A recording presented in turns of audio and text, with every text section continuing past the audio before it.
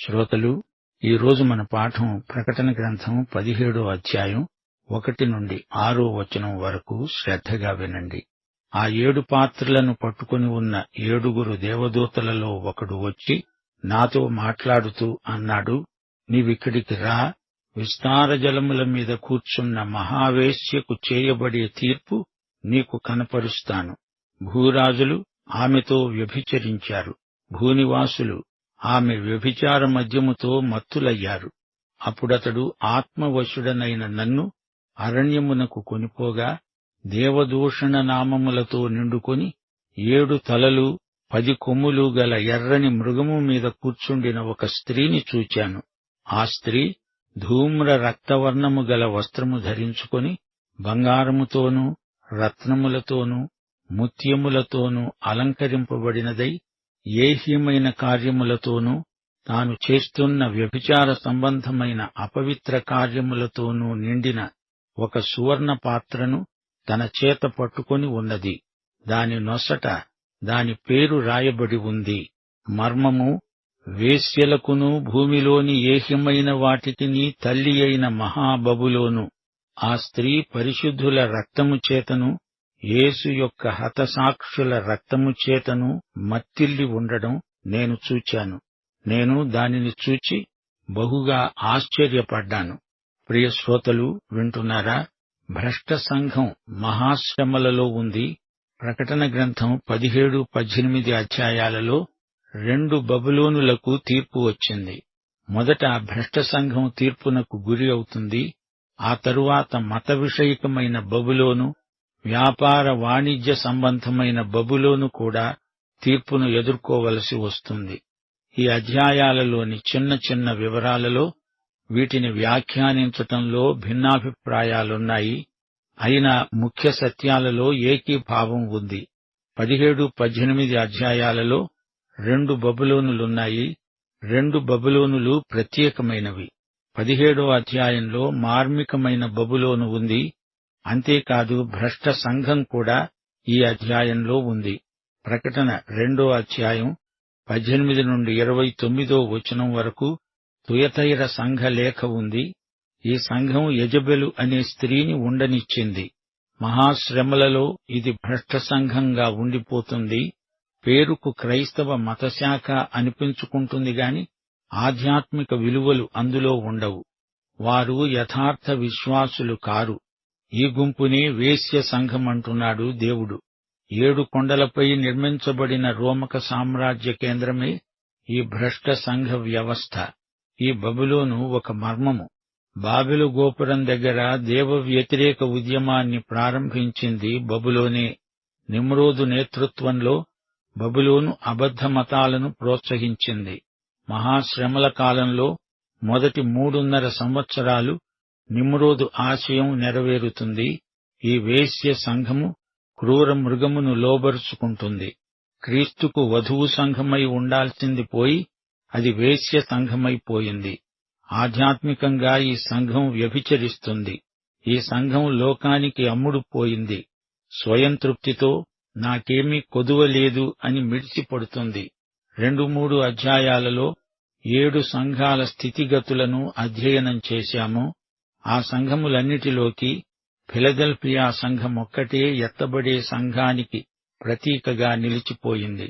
మహాశ్రమలకు ముందుగానే ఎత్తబడే సంఘమంటే ఫిలదెల్ఫియా. దిగబడిపోయే భ్రష్ట సంఘమేమో లవొదికయ్య. ప్రకటన గ్రంథం 3వ అధ్యాయం 10వ వచనంలో ప్రభువు ఫిలదెల్ఫియాతో ఏమన్నాడు? నీవు నా ఓర్పు విషయమైన వాక్యాన్ని గైకొన్నావు గనుక భూనివాసులను శోధించడానికి లోకమంతటి మీదికి రాబోయే శోధన కాలములో నేను నిన్ను కాపాడుతాను. శోధన కాలము అంటే మహాశ్రమల కాలం. ఈ మహాశ్రమలను గురించి ప్రకటన గ్రంథం ఎక్కువగా చెబుతూ వచ్చింది. నిజమైన సంఘమే అయితే మహాశ్రమల కాలానికి ముందే ఎత్తబడుతుంది. అందులో ఎట్టి సందేహమూ లేదు. ప్రభువు ఈ విషయమై నిష్కర్షగా చెప్పాడు. ఇంతకు ఎత్తబడేది ఎవరు? ఆయన యొక్క నిజమైన అసలైన సంఘం. స్థానిక సంఘం ఏదైనా అది ఫిలదెల్ఫియా లాంటిదైతే ఎత్తబడుతుంది. అందులో విశ్వాసులందరూ ఉంటారు. క్రీస్తునందున్న వారందరూ అందులో ఉంటారు. మిగతా వారు దిగబడిపోతారు. అదే భ్రష్ట సంఘం. వారు మహాశ్రమల గుండా వెళ్లాల్సిందే తప్పదు. ఎత్తబడకుండా ఇక్కడే ఉండిపోయిన సంఘములోని వారు ఎలాంటివారు? వారు యథార్థ విశ్వాసులు కానే కారు. ప్రభువైన యేసుక్రీస్తు సంఘానికి చెందినవారు కారు. వారిని తన సంఘముగా ప్రభువు గుర్తించడు. దానిని ఆధ్యాత్మిక వేశ్య అంటున్నాడు ప్రభువు. అదొక మత సంస్థగా నామమాత్రంగా పనిచేస్తుంది, అంతే. మహాశ్రమలలోని మొదటి 3.5 సంవత్సరాలు మృగమును వశపరుచుకుంటుంది. ప్రభువు ఈ సంఘాన్ని, దాని పోకడలను అసహ్యించుకుంటాడు. చివరి 3.5 సంవత్సరాలు మృగం ఈ భ్రష్ట సంఘాన్ని నాశనం చేస్తుంది. మృగం తన సొంత మతాన్ని స్థాపించాలని చూస్తుంది. 17వ అధ్యాయం 3వ వచనంలో ఎర్రని మృగము మీద కూర్చుండిన స్త్రీ కనిపిస్తుంది. అయితే ఈ మృగం ఈ సంఘానికి ఎదురు తిరుగుతుంది. ఈ సంఘాన్ని అది నాశనం చేస్తుంది. ఈ వేశ్య సంఘానికి మృగం మత సంస్థకు పోటీ పడింది. పోరాటం జరిగింది. అబద్ధ ప్రవక్త మృగం చెప్పుచేతల్లో ఉన్నాడు. ఆమెను మృగము, అబద్ధ ప్రవక్త కలిసి నాశనం చేస్తారు. మృగమే ఆరాధ్య దైవమవుతుంది. తానే దేవుణ్ణి అని మృగం చాటుకుంటుంది. అబద్ధ ప్రవక్త మృగానికి ప్రచారం చేస్తాడు. బబులోను పునర్నిర్మాణమవుతుంది. యెషయా, యిర్మీయా ప్రవక్తలు ఈ విషయాన్నే గట్టిగా నొక్కి చెప్పారు. ప్రకటన 17, 18 అధ్యాయాల్లో బబులోను పూర్తిగా కూలిపోయింది. క్రూరమృగం మత సంబంధి అయిన బబులోనును పూర్తిగా కూల్చివేస్తుంది. వ్యాపార సంబంధమైన బబులోను క్రీస్తు తిరిగి వచ్చినప్పుడు ధ్వంసమైపోతుంది. మత సంబంధి అయిన బబులోనును క్రూరమృగం ద్వేషిస్తుంది. వ్యాపార బబులోనును లోకం ప్రేమిస్తుంది. శ్రమల కాలంలోని చివరి 3.5 సంవత్సరాలలో మొదట్లోనే మత సంబంధ బబులోను నాశనమవుతుంది. వ్యాపార బబులోను శ్రమల కాలం చివర్లో, ముగింపులో నాశనమవుతుందని మనం గ్రహించాలి. జకర్యా 5వ అధ్యాయం 5 నుండి 11వ వచనం వరకు ఈ సంగతే వివరించబడింది. కొలతూములో కూర్చున్న స్త్రీ, అది దోషమూర్తి. తూములో దాన్ని పడవేసి సీసపు బిళ్లను తూము మీద పెట్టారు. 2 స్త్రీలు వచ్చి ఈ తూములో ఉన్న స్త్రీని మోసుకొని వెళ్లారు. ఆ 2 స్త్రీలకు కొంగరెక్కలు మొలిచాయి. ఆ స్త్రీని షీనారు దేశమందు శాలలో పీఠమెక్కిస్తారు. ఇది సంగతి. వ్యాపార బబులోను గతి ఏమైందో చూడండి. మత బబులోను మొదట్లోనే పోతుంది. వాణిజ్య బబులోను చివర్లో పోతుంది. ఈ రెండూ కుప్పకూలిపోతాయి. ఇది ప్రవచనం. అయితే ఇక్కడ చూడండి, మహావేశ్య క్రూరమృగం మీద స్వారీ చేస్తోంది. వేశ్య అబద్ధ సంఘం. క్రూరమృగం పునరుద్ధరించబడిన రోమక సామ్రాజ్యం. అంత్యక్రీస్తు ఈ అబద్ధ సంఘం సహాయంతో రోమక సామ్రాజ్యాన్ని తిరిగి లేపుతాడు. పాత్ర పట్టుకొని ఉన్న దేవదూత అన్నాడు, విస్తార జలముల మీద కూర్చున్న మహావేశ్యకు తీర్పు. భూరాజులు ఆమెతో వ్యభిచరించారు. భూనివాసులు ఆమె వ్యభిచార మద్యముతో మత్తులయ్యారు. నిజమైన సంఘం ఎత్తబడిన తరువాత ఇక్కడ దిగబడిపోయిన భ్రష్ట సంఘమే ఈ వేశ్య సంఘం. ఈ సంఘములోని వారు యథార్థ విశ్వాసులు కారు. వారు క్రీస్తు శరీరంలో లేరు. వారు మహాశ్రమల కాలంలో ఇక్కడే ఉంటారు. విస్తార జలముల మీద ఈ స్త్రీ కూర్చున్నది. జలములు అంటే ప్రజలు, జనసమూహములు, ఆయా భాషలు మాట్లాడేవారు. ఈ భ్రష్ట సంఘం లోక స్నేహంలో బాగా ఆరితేరింది. లోకాన్ని ఆకర్షించింది. భూరాజులు ఆమెతో వ్యభిచరించారు. సంఘానికి, లోకరాజ్యాలకు మధ్య అపవిత్రమైన స్నేహం బాగా పుంజుకున్నది. సర్వమత సమున్మీలనమంటూ, అన్నీ ఒకటే అంటూ, ఇందులో అది ఉంది, అందులో ఇది ఉందని మాట్లాడుతూ ప్రజల ప్రాపకం సంపాదించుకున్నది. సముద్రములో నుండి వచ్చిన మృగం, భూమిలో నుండి వచ్చిన మృగం ఈ అబద్ధ సంఘంతో ఏకమై చేసిన పని ఎంతో ప్రమాదకరమైనది. అసలు దీనిని సంఘమని పిలవటానికి కూడా దేవుడు ఇష్టపడడు. దేవుడు ఉమ్మేసిన సంఘము ఒక సంఘమా? ప్రజలను కూడగట్టుకొని సంఘమనే పేరుతో అనాధ్యాత్మికమైన ప్రయోగాలు చేస్తున్నది ఈ భ్రష్ట సంఘం. అంతా కలగాపులగం చేసి కలహాన్ని తెచ్చిపెట్టుకున్నది. కపటం, కుటిలం, వేషధారణ, వంచన ఈ కుహనా సంఘం యొక్క లక్షణాలు. సంఘం రాజకీయం అవుతున్న రోజులు ప్రభువు రాకడను మనకు గుర్తు చేస్తున్నాయి. నిజమైన విశ్వాసులు అప్రమత్తంగా ఉండాలి. సైతానీయమైన అబద్ధాన్ని నమ్మి మోసపోకూడదు. సత్యాన్ని ప్రేమించని వారు సైతానీయ అబద్ధంలోకి వెళ్లిపోవటం జరుగుతుంది. మహావేశ్యకు చేయబడే తీర్పు మహా తీవ్రమైనది. సైతాను పెద్ద అబద్ధం ప్రజలను ఆకర్షించడం ఈ రోజున నడుస్తున్న చరిత్ర. దేవుని తీర్పు పాత్ర ఈ వేశ్య పెదవులకు అందించబడుతోంది. ఈ వేశ్యను ఎవరు జయించగలరు? క్రూరమృగమే ఈ వేశ్యను నిర్మూలం చేయగలదు. అంత్యక్రీస్తు అబద్ధ ప్రవక్త ఈమెను అవసరమైనంత వరకు వాడుకున్నారు. చివరికి ఆమెను హతమారుస్తారు. ఇవన్నీ కపట రాజకీయాలు, క్షుద్ర విధానాలు. అంత్యక్రీస్తు కోరిక ఒకటే, తననే అందరూ ఆరాధించాలి. సంఘం తనకు అడ్డమొస్తే దాన్ని నాశనం చేయడానికి అంత్యక్రీస్తు సిద్ధం. దేవదూషణ నామములతో నిండుకొని 7 తలలు 10 కొమ్ములు గల ఎర్రని మృగము మీద కూర్చుండిన ఒక స్త్రీ. ఈ స్త్రీని యోహాను చూచినప్పుడు ఆత్మవశుడై అరణ్యములో ఉన్నాడు. మత విషయిక కల్లోలాన్ని రేపిన మత విషయిక బబులోను ఆకారం ఎలా ఉందో చూడండి. యోహాను పత్మాసులో ఉన్నాడు. అతడు ఆత్మవశుడై ఉండగా దేవుడు చూపిన దర్శనాలను గ్రంథస్థం చేశాడు. మహిమలోని క్రీస్తును యోహాను చూచాడు. క్రీస్తు తన 7 సంఘాలకు చెప్పిన ఉత్తరాలను ఆత్మవశుడై తానే గ్రంథస్థం చేశాడు. ఆత్మవశుడై పరలోక సీమలోకి ఎక్కి వెళ్లాడు. ఆ తరువాత భూమి మీదికి దృశ్యం మారింది. ఆత్మవశుడై యోహాను అదంతా చూచాడు, రాశాడు.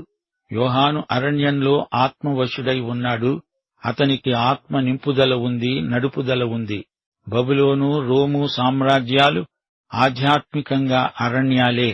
యెషయా గ్రంథం 47, 48 అధ్యాయాలు, యిర్మీయా 50, 51 అధ్యాయాలు ఈ ఆధ్యాత్మిక అరణ్యాలనే పేర్కొనడం విశేషం. బబులోను పుత్రశోకాన్ని అనుభవిస్తుంది. నీ విద్య, నీ జ్ఞానము నీ నాశనానికి కారణమయ్యాయి. నిన్ను రక్షించేవాడు ఒకడైనా ఉండడు. నీవు అపనమ్మకస్తురాలివి. తిరుగుబాటు నీ స్వభావం. నిన్ను ఇబ్బందుల కొలిమిలో పెడతాను. దుష్టులకు నెమ్మది ఉండదు అని యెషయా అంటే, యిర్మీయా కూడా బబులోనును గురించి కఠినమైన ప్రవచనాలు పలికాడు. బబులోనుకు అవమానం. నీవు ఎడారివి, అరణ్యానివి, ఎండిన భూమివి. నీ బురుజులు పడిపోయాయి, నీ ప్రాకారాలు విరగ్గొట్టబడతాయి. బబులోను, నిన్ను పట్టుకోడానికి బోను పెట్టాను. ఈ స్త్రీ గొప్ప పట్టణం.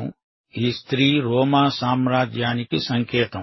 ప్రపంచం మొత్తంలోకి రోమా మత కేంద్రం.